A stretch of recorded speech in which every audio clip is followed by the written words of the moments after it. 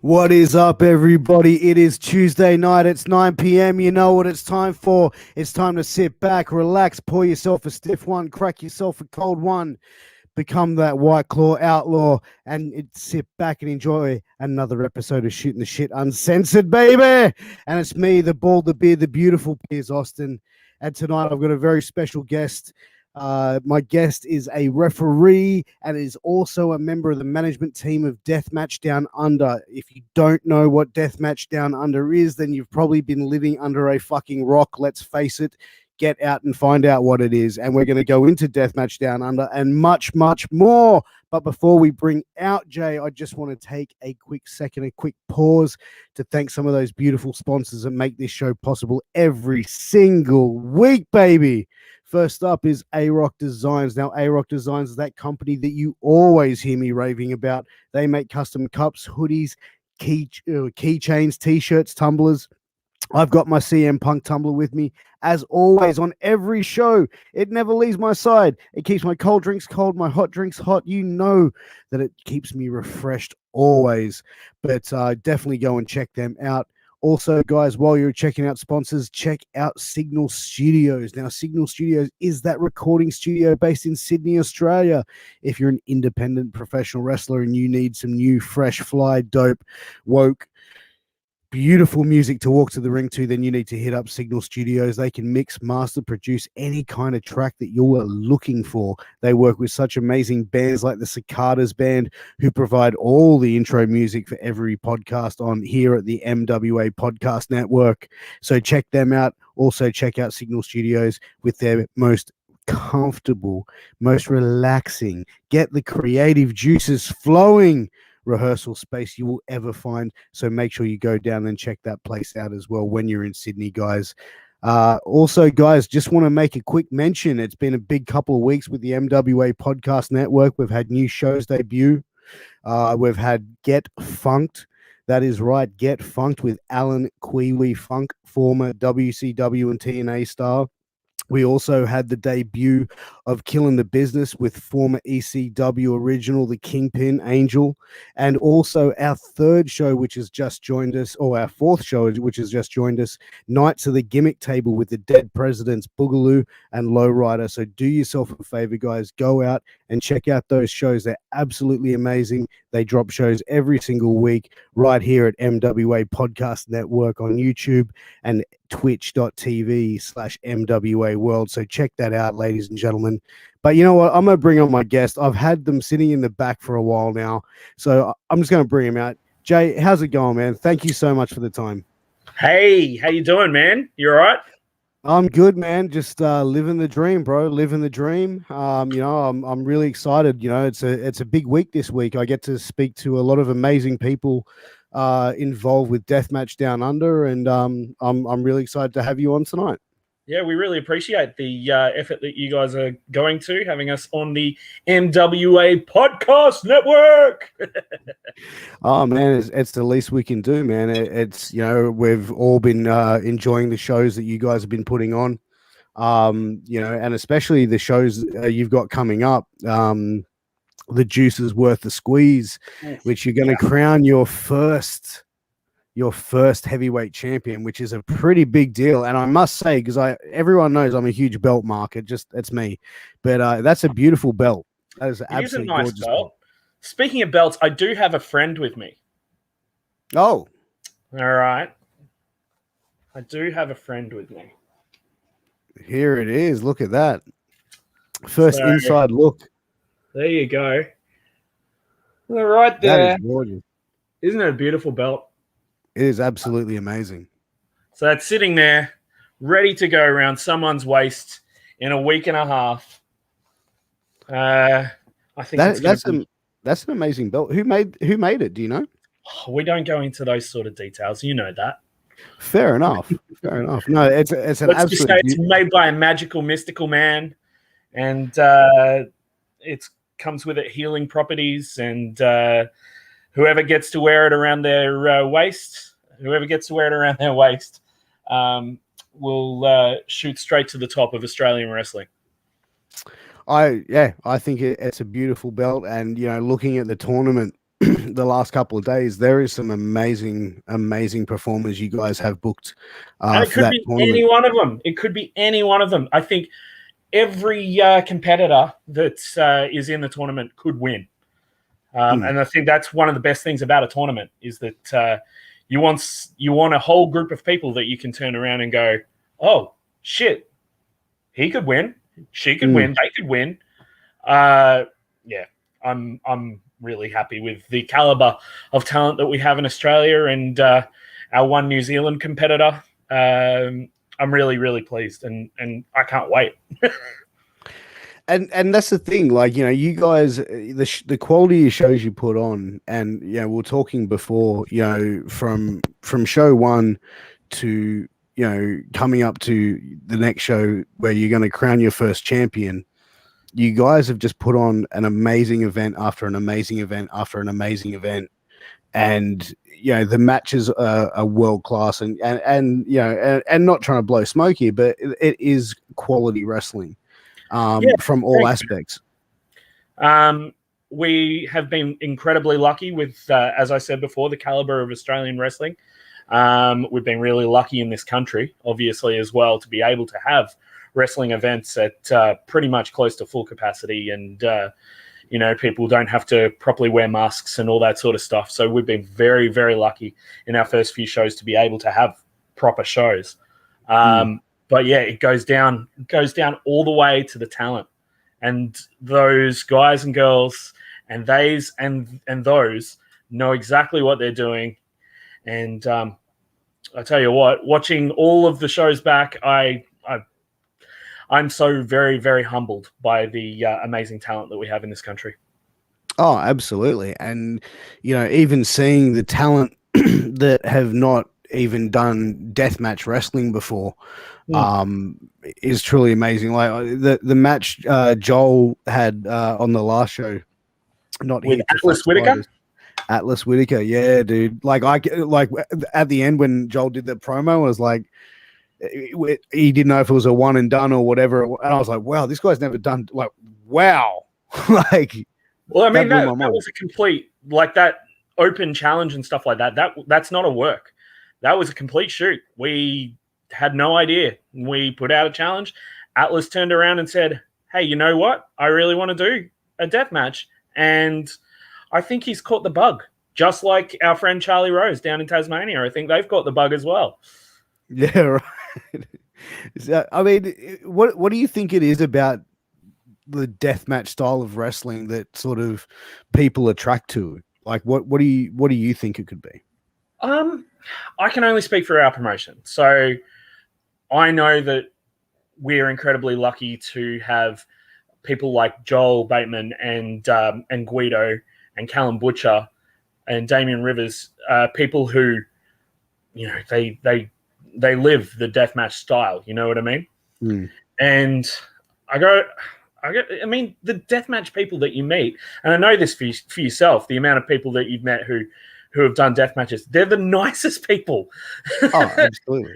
It's incredible. I've said it before, they're like metalheads, right? Like, you go to the most gnarliest metal show and like you see some of the most like scariest, gnarliest people. Right? And then it's like, but they're the most lovely people in the world. Like, they'd give you the shirt off their back almost. You know, I think that that's what it is.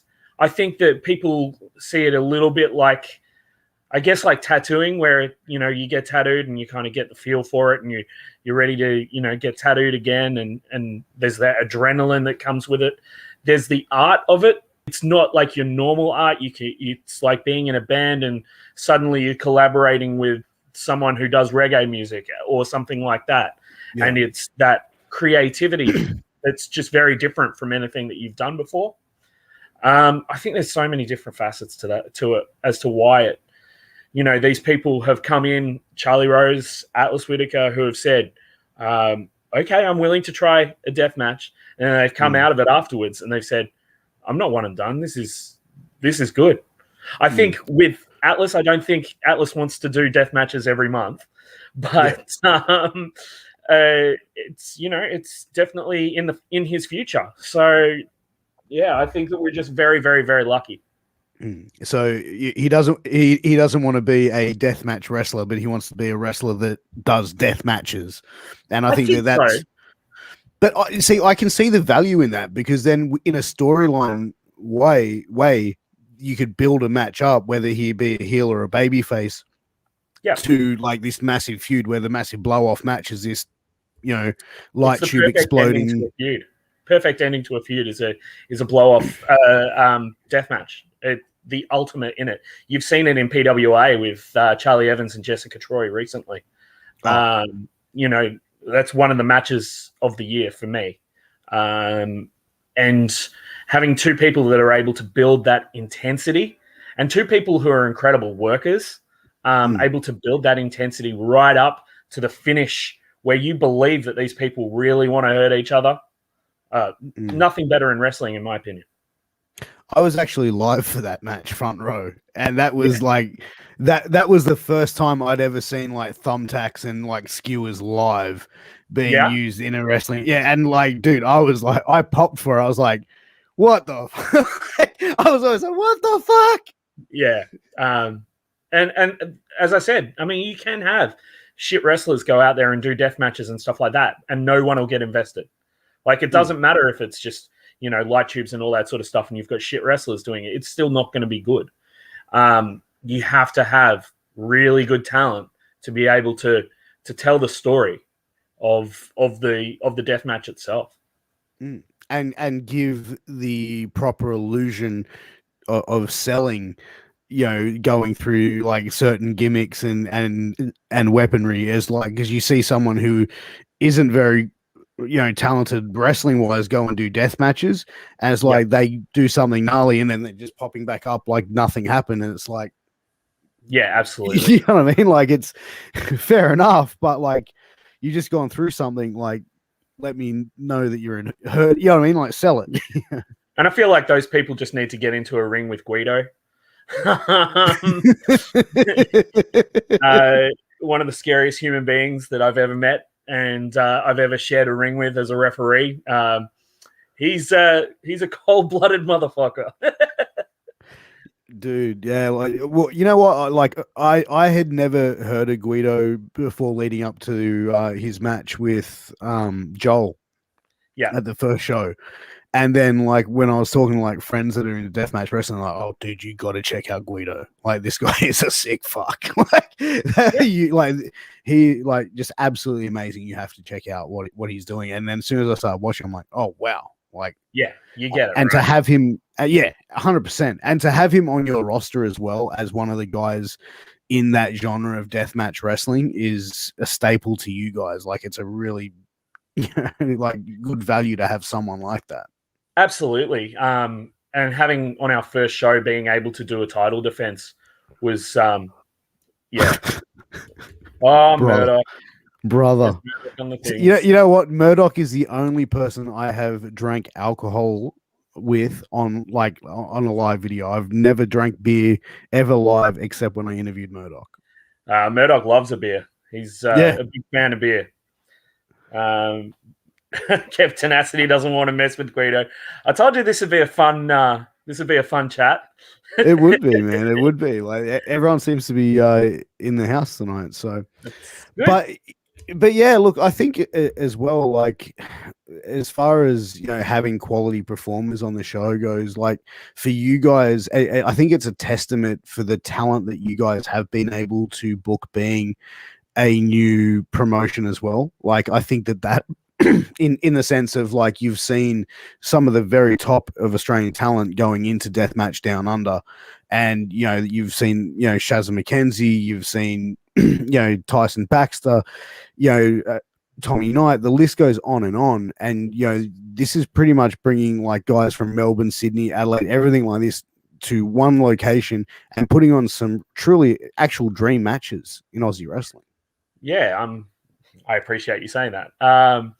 As I said, I've been really humbled by the people who've reached out to us who want to work our shows, and the people we've reached out to, their willingness to come and try a new untested promotion in this country. Yeah, I mean, yeah, I'm just really excited about what we've been able to do, and I'm really excited about what we've got planned. What have you found most challenging, like being in, like getting into the wrestling business? Because like you come from a promotion background in music and gigs Yeah, and stuff like that. But like wrestling, and we were talking about this just before, like wrestling is a completely different beast altogether. How did you go, like personally, like transitioning into the world of wrestling? Like, did you get it straight away, or for you, is it still a learning journey for you at the moment? I think anytime you stop learning, I think that's when you things start being shit. Um, I've learned an incredible amount over the past 18 months while putting this all together with my co-conspirators. Um, yeah, I think I've found the biggest thing is the difference in promotion between gigs and wrestling, the difference in even in backstage in production with music and wrestling. Like, you know, if you do a show in music, you turn up, you bring your amp, your guitars and stuff like that. Maybe someone wants to borrow your amp and all that sort of stuff. You shake hands with the sound engineer and you go, right? Mm, And you turn up, you know, if you're an asshole, you turn up 10 minutes before you start, or if you're a good person, you turn up at doors so you can watch the opening band and all that sort of stuff. But in wrestling, you know, we're there 6-7 hours beforehand, mm, bumping in, putting together everything. Um, and it's something that you don't think of as a local indie band. yeah. So getting that together to the idea of having hard work involved in actually producing something has been Mm, a steep learning curve. Um, there's a massive difference in that people say in music, if someone says, "Oh shit, yeah, I'll come to your show," or press "I'm interested" or "I'm going" on Facebook. Um, in music, they don't turn up, and in wrestling, they do. Also, in music, you don't have people lining up at doors. In wrestling, you do. yeah. Um, it's yeah, it's very very different. I am still suffering from a little bit of imposter syndrome, which is what Joel's coined it for me, where I'm sort of still feel kind of a bit of an outsider, but I'm slowly getting over that with a Mm, little help from my friends, and yeah, it's been a lot of fun so far. It's been a lot mm, of hard work and a lot of soul searching. Personally, it's been a huge last 18 months for me, as probably has for everyone, of course.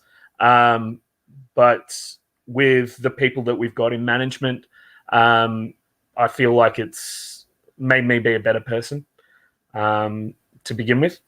Um, so I'm very indebted to everyone who's worked any of our shows because I feel like they all bring out the best of me, you know, and mm. that's been a great thing personally.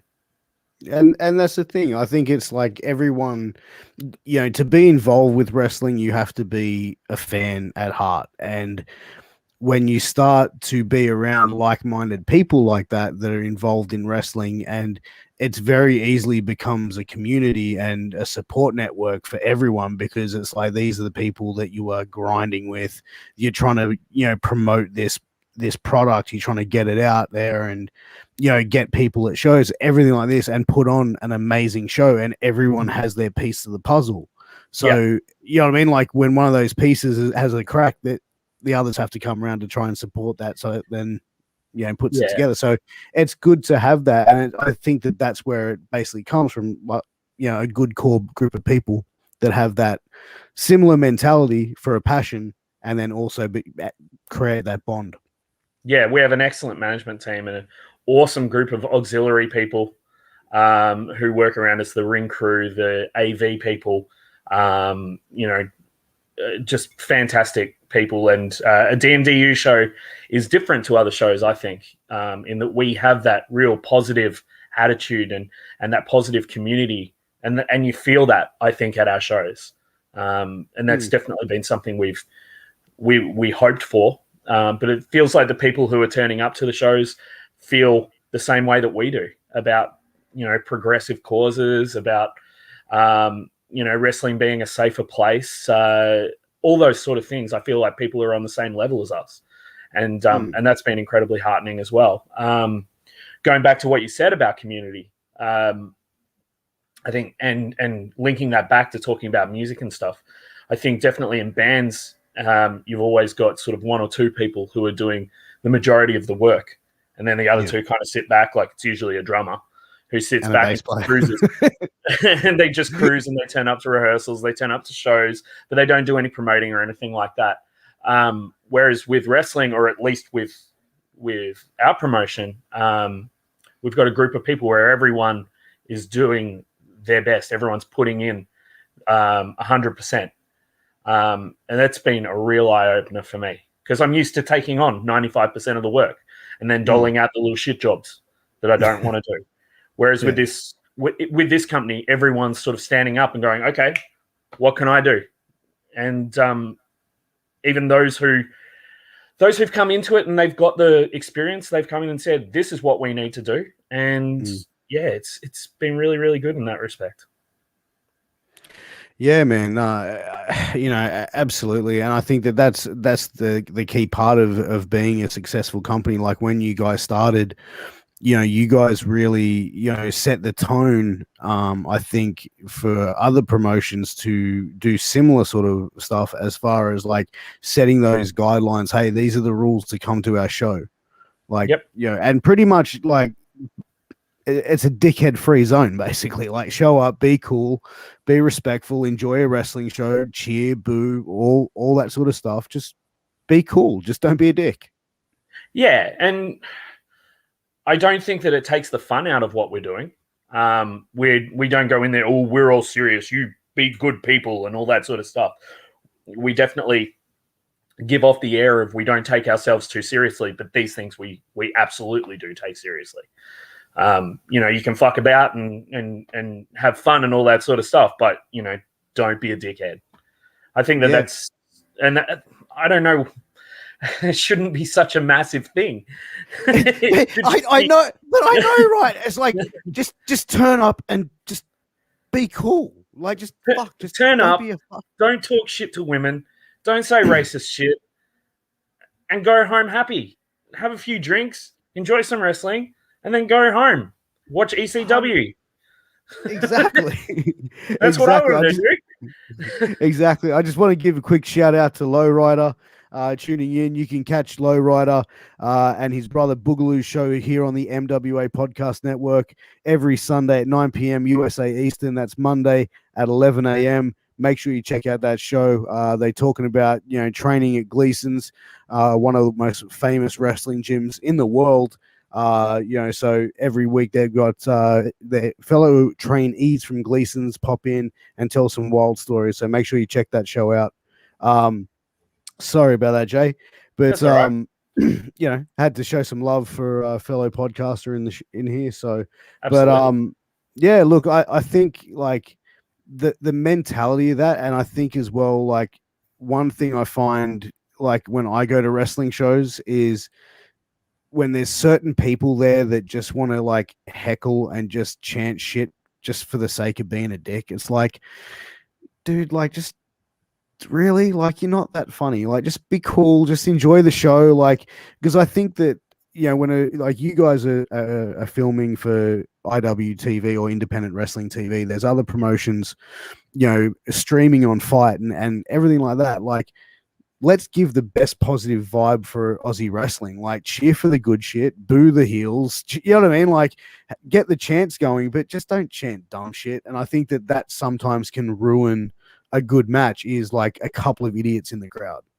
Yeah. I don't really want to police that sort of stuff, like the chanting dumb shit and stuff like, unless it's, offensive dumb shit. But I think that the space that we're creating, where it is a safe space to kind of speak your mind and stuff like that, is that I think that if people do start to chant dumb shit that's not funny and trying to get themselves over, I think that it's safe enough and people feel free enough to turn around and tell someone to, bit of shush. Sure.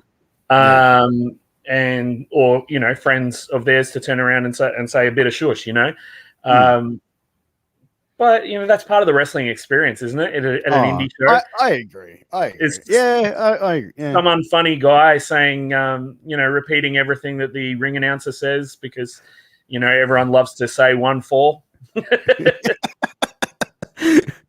I actually there's I always seen 1-2. I seen a ring announcer once do that. And he goes, "The next match is scheduled for 1-4," and the crowd. He goes, cut that fucking shit out." And then he got back into it. I'm like, that was dope. Well, we've got 2 or 3 ring announcers that work for us. We've got Brenton Harris from the band Catholic Guilt, and he does the whole 1-fall thing. And we've got a couple of other people, and neither of those do the 1-fall thing. And at the last show, people were sitting there ready to go 1-fall, and then they just completely no-sold it. But you know what? Like I know like some promotions don't like it, but I reckon it's cool, man. It's involvement of the crowd. It's like that's what you want, like the whole crowd chanting in unity. I tell you what, that first show and Out Come the Wolves, Richie Taylor comes out, Tommy Knight comes out, and our ring announcer Brenton Harris sits there and he goes, "The following match is a singles match scheduled for 1-fall." That first 1-fall was the first one, outside of PCW, was the first one in Melbourne, and that plus the 1, 2, 3, 4 of Richie Taylor's theme song, "Roll On" by The Living End. It was just goosebumps. You know what I mean? Yeah. Everyone was ready for coming back to fucking wrestling, right? Yeah, man, 100%. And you guys had a pretty gnarly, like it was a pretty long lockdown as well. Like you guys, I think, went back into lockdown, I think 2, 3 times. Or, no, Yeah. it's twice. Yeah. I think it was about 7 months we were under lockdown, which, we're still suffering a little bit of PTSD from that. Even today we've got a case that came up from Adelaide. Thanks, Adelaide. That we're hoping didn't have any community infection. But with that sort of stuff, it's PTSD. It's like, oh shit, do we put something in place for our show next week? Contingency plan and all that sort of stuff. But it was sort of, we're all learning to live with it, right? You guys had the same thing, a couple of weeks ago. So yeah, it's the new normal, isn't it? And we had to postpone one of our shows. Smashing Sandcastles had to be pushed back. Luckily, we had a secret show in our back pocket that we could play on IWTV at the time that the show was supposed to be happening, which was good. But these things happen, Yeah, exactly. I mean, and you roll with the punches in that situation as well. Like I think. And Smashing Sandcastles being set back was disappointing, but you still were able to have that show. It just was at a later date, and the fact that you had that secret show that you were able to put on for independent wrestling TV. Like I said, it was a smart business decision to keep that sort of interest and that sort of momentum driving forward. I think it was a lucky business decision. It was lucky we had that in our back pocket. We literally shot that a week after our first show. It was very, very lucky. But I think that having that in our back pocket enabled us to continue sort of riding the wave of momentum. So that was really lucky. And Smashing Sandcastles turned out to be a really good show. Not Here to Fuck Spiders was a fucking great show. Murdoch and Aisha being crowned the tag team champions. I watched it back even 2 days ago. I watched it back, just that final match, and I still that match was amazing, wasn't it? Like you got 4 really, really fucking good wrestlers in the ring, and you got me, and I was so lucky to have that kind of bird's eye, I guess, the front row seat, the frontest row seat to an incredible match, and 4 amazing competitors. What have you found like most challenging becoming a referee for wrestling? Like, what has been the most challenging thing for you to do that? I think the acting side of things, when people hit each other and stuff, I think came pretty quickly. I'm a rather over dramatic person to begin with. So that worked out to my benefit. I think there's an art to refereeing in terms of, the count, the timing of the count. And also just rules that you don't necessarily think about when you're watching, WWE or AEW or even indies and stuff like that. You don't think of all the rules that are in there, and so that was a very steep learning curve. And also the communication with the wrestlers as well. A wrestler says, "Oh, tell him to do this." Having that ability to go and he says to do that and to keep it kayfabe, so you're saying it while you're counting them out or whatever. That's been difficult, but fun. It's another string to my bow. I really enjoy it.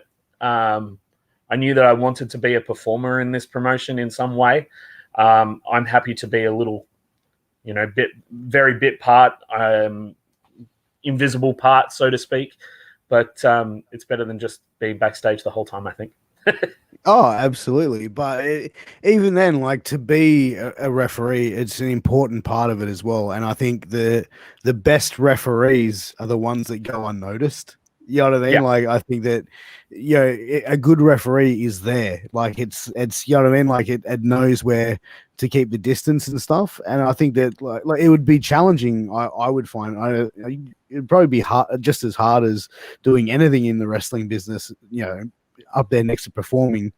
But I mean, you've got to let it breathe. You've got to listen to the crowd, let the wrestlers know if they can't hear how the crowd's going, give them some feedback on what they should do to get the crowd back involved. Oh, Kid Valiant. He only says that I'm a good ref because I let him tag in the wrong corner once. And Low Rider, I am not drinking a Foster's. I'm drinking a Moondog Old Mate. One of two excellent Melbourne breweries, Moondog and Venom Beer. Lowrider is our resident beer enthusiast. Yes. If he's a beer enthusiast, he shouldn't even think about Foster's. No, he's doing that to get a pop out of me because they always say Foster's is Australian for beer. So yeah, we export that shit. Yeah, exactly. Like, I don't even think I can remember the last time I even saw Foster's at a bottle-o. Yeah, it's been a while.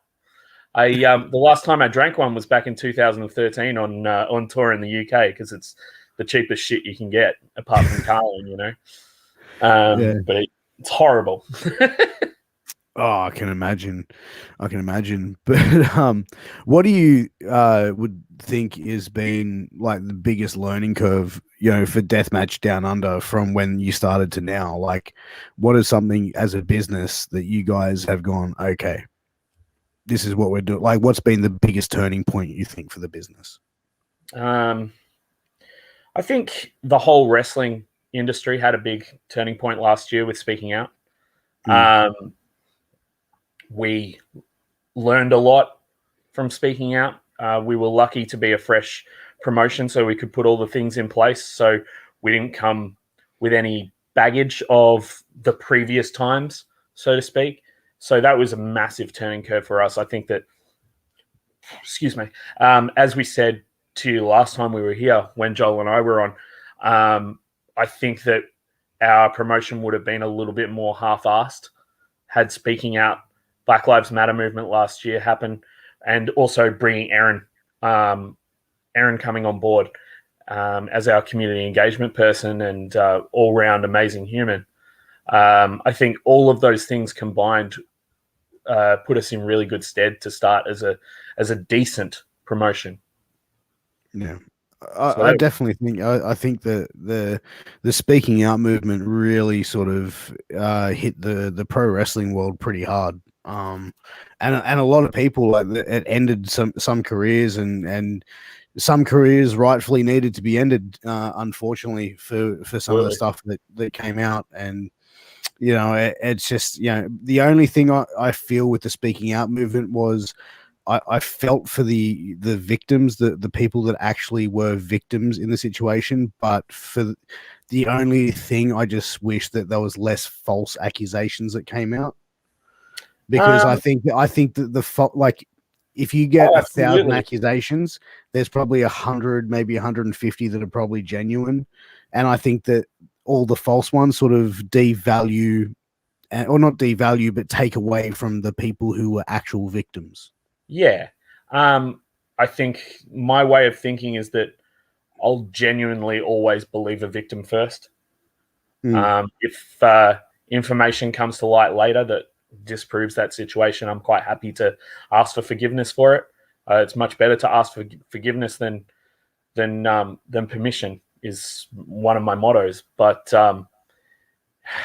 I would rather believe someone who's doing it false accusation than not believe. 100%. You know what I mean? 100%. And yeah, there's been false accusations, but there's been a lot of fucking real accusations. I agree. And if we're talking about victims out there, there's people out there who bear the most terrible things to have happened to them in their lives, and just horrible things that have happened. And I'd much rather those people found some sort of peace and closure than anything else that came out of it. There's not much more you can really say on it. I think we're still feeling the effects of it, and I don't think that it'll ever sort of stop being in everyone's thoughts, sort of at the forefront of their mind, until the business changes. I mean, even now we're still seeing people coming out and saying stuff about people doing stuff, even the speaking out time in June last year. And that means that there's some people who haven't taken it seriously, and we need to fucking get those people out of this business.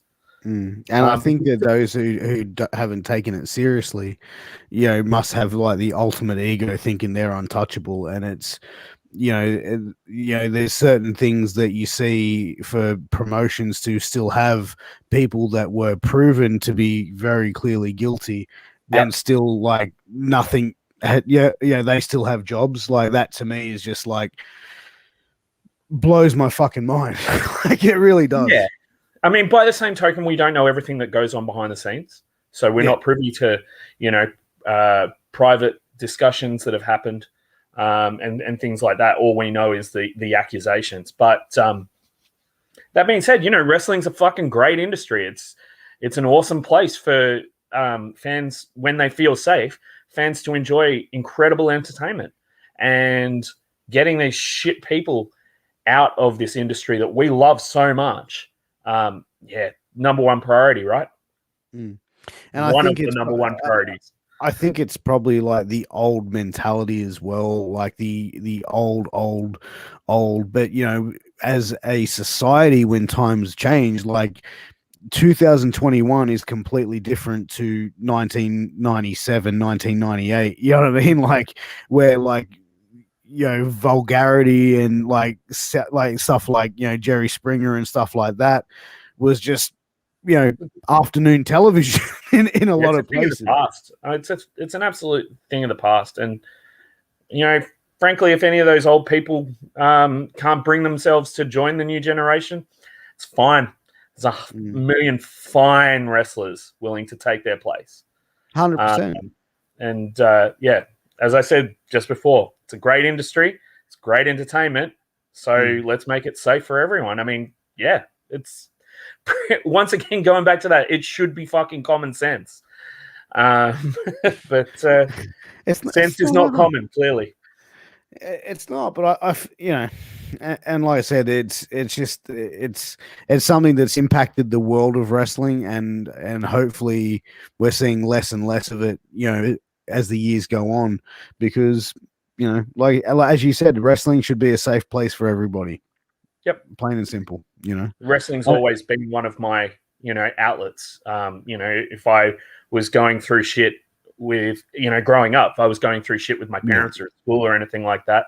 It was always good having those tapes, to chuck in the VHS player and watch, because I could zone out. It was my happy and safe place. And there's literally no reason why wrestling can't be that for people now. Oh, I completely agree. There's even less of a reason why it can't be, knowing all the things that we know.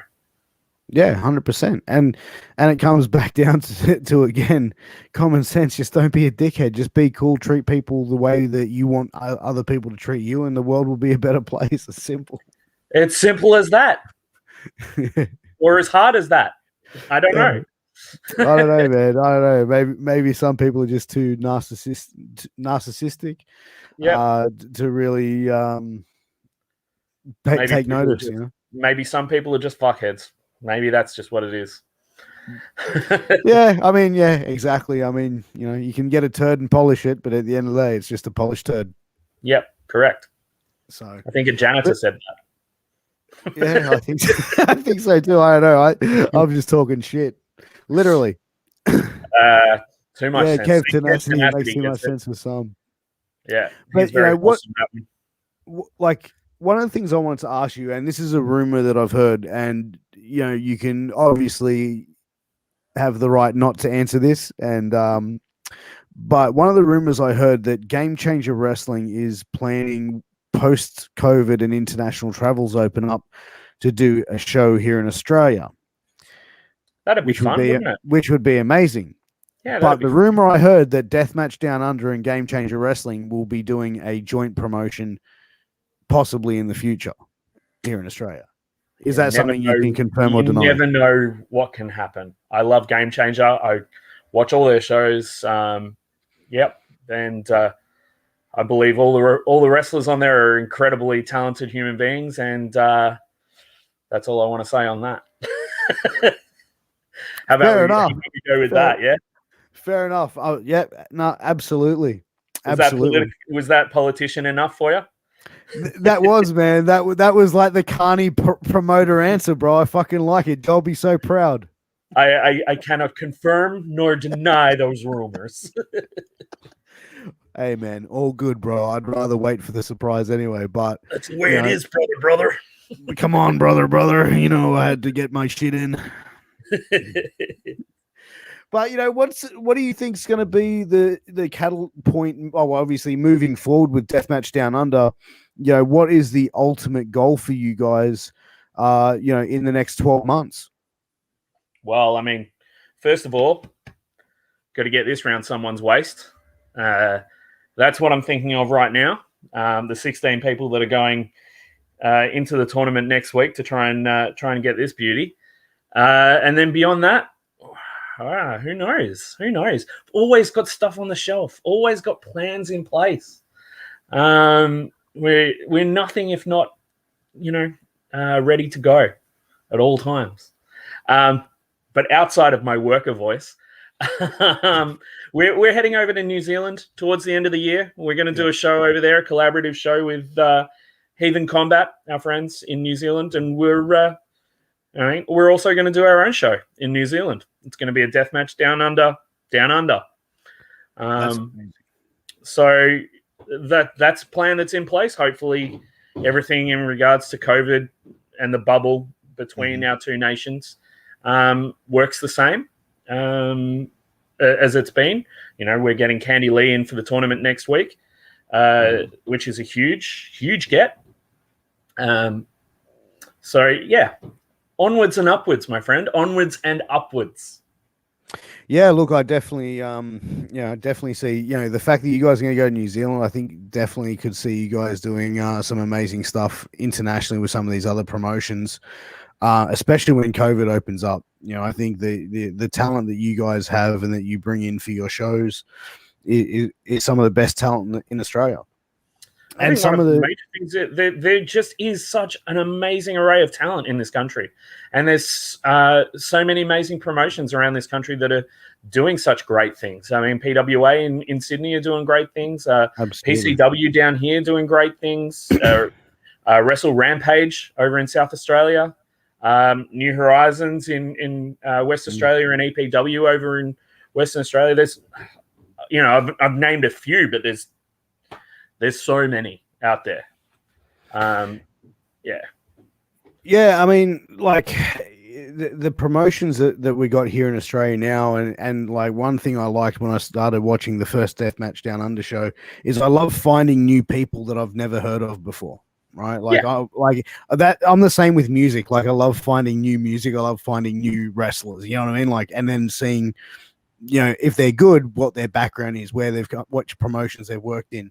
And that's something that I found, like with Deathmatch Down Under, the first card, I was like, wow, this is like a smorgasbord of Aussie wrestling. I'm like, where the fuck have I been? Like, I think and we really looked at it when we were looking at putting together the roster. I think it was very much a who's very, very good in these little indie companies around Australia, and who hasn't been shown in Melbourne before, who hasn't been showcased in the way that they deserve at their own promotions. Who do we think is better than the gimmick that they've been given? And we looked at all of those things when we were deciding who we'd approach to join the Deathmatch family.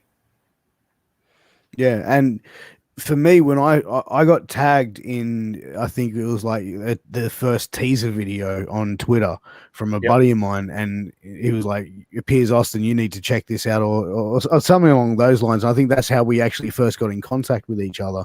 Yeah, and I saw that intro video, and it was like, as I said, a lot of new faces that I hadn't seen, and then Shazza, Ugg, and I was like, "Oh, what the fuck? Shazza's deathmatch ready? Ugg's."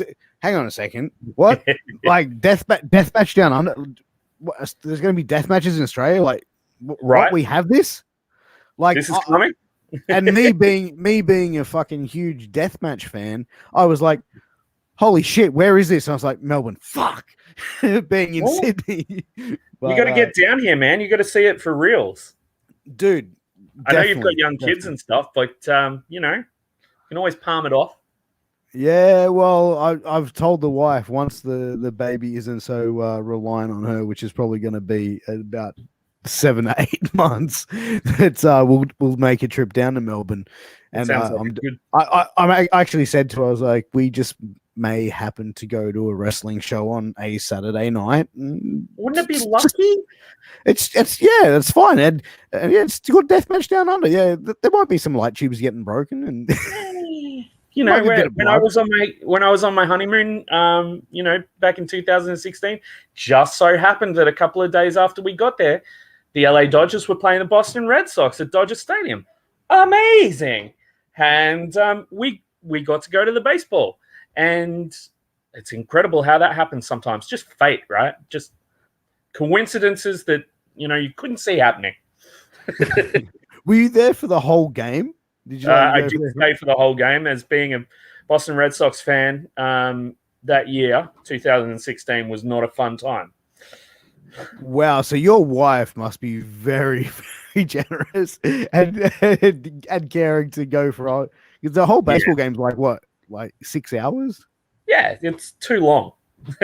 Yeah, especially when you're losing 13-0. It's too long. Oh god, I could just see you sitting there, just like fucking pulling your hair out. Sitting there, 35-degree heat, beers, nacho chips with what they consider to be guacamole in a baseball hat, like a helmet. Yeah. Good times, man. Good times. Oh, mate, definitely sounds it. I'll have to make sure to, try and get my wife to agree to let me get some nacho chips and a baseball hat at Deathmatch Down Under. Maybe in like a broken light. No, broken light tube might not be. Never eat the food at a wrestling at a wrestling show. Never eat the food. Always eat the floor. It's a rookie move to try and eat food at a wrestling show. 100%, dude. 100%. But man, look, you guys have got some amazing stuff coming up, Jay. Obviously, as we mentioned, crowning the first heavyweight champion with that gorgeous belt that you have there. Do you want to talk about that tournament? Because I want to talk about it. I want to talk about it. I want to talk about it. And there is so many dream matches in that first round. I'm just bringing it up now just to have a look at it, because like I think what was it? You've got Tommy Knight versus Gore. Yep. Chanel Phoenix versus Tyson Baxter. Yep. I haven't actually brought this up. This is off memory. This shows how much I've been studying. Oh, a second. Where is it? You got Sammy Falcon versus the amazing Charlie Evans. Yeah. Royce Chambers versus Edward Dusk. Mm-hmm. Jessica Troy versus Punch Drunk Istria. That will be amazing. Who would have thought that match would happen? Rochelle Rogue against Richie Taylor. and of course JXT against the amazing Candy Lee. I mean, there's so As many. as you said, you have every person in that tournament could be a legit champion for your promotion. Yeah, every one of them you could see. There's no enhancement talent. There's no obvious wins. There's no, there's nothing of that. And that's yeah, I'm really proud of the bracket that the management team and the people who make the matches were able to put together. Was there any disappointment from anyone that didn't make the bracket? Pretty much every other wrestler in Australia. Fucking Carney. Oh, look, there's always names that you want to put in. You can't bring everyone in, especially like, in the current state when it comes to Perth and stuff like that. Flights across from Perth are expensive, and who knows when Mark McGowan's just going to close down the border like that. So we had to be careful with those sort of things. But the people over in Perth that we want to come and work for us, they'll be here sooner rather than later. But yeah, there's just some matches in there that I just can't wait to see. Tommy Knight versus Gore. Like, I mean, you saw the match that Tommy Knight put on against Caveman Ugg at Not Here to Fuck Spiders. That, to me, is one of the best hoss fights I've seen this year. And as I said in the interview with Tommy last night, it's something about, combat sports fans and wrestling fans like to see two big motherfucking people just beat the living shit out of each other. Exactly. Like, it's just, there's something about seeing two legit heavyweights just going at it. Yeah, to the point that you don't know whether it's a shoot or a work. Yeah, exactly. Exactly. But yeah, I think there's a good contrast of styles there. There's some incredible talent there. Some people that maybe not everyone's heard of. I think Sammy Falcon from PCW is one of their best workers at PCW under the RB4K stuff. And I don't think that people around Australia have seen enough of him. So if we can give him a little bit more exposure, especially internationally, that's a good thing. It's the same with, Edward Dusk or Jake Taylor or, Rochelle Rogue. I could keep going, really, to be honest. There's an incredible amount of talent out there in Australia, as I've said over and over again. And picking 16 people was very, very difficult. Have you guys had talent reaching out to you saying, hey, have a look at me? Can you book me? Yeah, we've had people sending in their wrestling resumes, which it's always good to see, and that's the best way of finding talent that, as I said earlier, haven't been given the opportunities in their home promotion, or they have been saddled with a gimmick that doesn't work for them. It's the best way of finding those people. Yeah. Those people reach out. Anyone should reach out to Deathmatch Downunder. We have a look at everything that comes across our desk when it comes to wrestling resumes. Just make sure that they include matches that they've done at the risk of sounding terse. Yeah, exactly. And I think as well, just make sure it's not you wrestling your mate rolling in barbed wire. Like, just make it clear make it safe. Hey, there's we're not looking for superhuman, but if you're a backyarder and you think you've got talent, go for it. May as well shoot your shot. Oh, there you go, guys. There you go. Shoot your shot. You never know if you never try, right? Exactly, man. Exactly. But man, look, with the next show coming up, and I think that the title tournament and naming a champion, for your heavyweight title, is there a plan to bring in a mid card title for you guys? Is that on the cards as yet? Who knows? I can tell you there's going to be another title crowned later this year. Okay. Fair enough. All right. No follow-up questions then. Well, I mean, if you have been watching our shows, I think it's pretty obvious what sort of title it's going to be. But I got an idea. We'll let that happen as it happens, right? Organically. Oh, 100%, 100%. But this is the bad boy. This is the bad boy. This is the one that we're all super keen for at the moment. Oh, 100%. And, you know, you crowning the tag champs, now you're heavyweight champion. I think that now it's cementing the legacy of Deathmatch Down Under as, you know, being one of the top promotions in the country, and being recognized at an international level from fans around the world is, you know, it speaks wonders. I'm incredibly humbled by the people from overseas, the people from Australia that contact us and enjoy our product, and the people from overseas who reach out to us over Twitter and stuff like that. Incredibly humbled by those people, and really deeply appreciative. 100%, guys. But look, make sure that you guys are following Deathmatch Down Under on Twitter, Instagram, Facebook, on all social medias. Follow Jay. Jay, where can everyone find you on social media, my friend? I am Deathmatch Jay everywhere. There you go. Find Deathmatch Jay. Give him a follow. He does some pretty funny tweets quite often, so definitely give him a follow. Make sure to hit that like button. Guys, also, if you're watching on YouTube, hit that subscribe button, smash that like button, leave us a comment. On Twitch, make sure you hit that follow. If you want to become a subscriber, subscribe. We're going to be doing some free giveaways coming up later in the next couple of weeks, so stay tuned for that. But Jay, thank you so much for being a guest on Shooting the Shit Uncensored. It's an absolute pleasure to talk to you as always. Yeah, thanks heaps for having us, Piers. MDK. That's it, MDK all fucking day. Everyone, thank you for tuning in. We'll catch you next time. Tomorrow night, I have Edward Dusk joining me on Shooting the Shit Uncensored at 9 p.m. So make sure you tune in for that. But till then, guys, peace.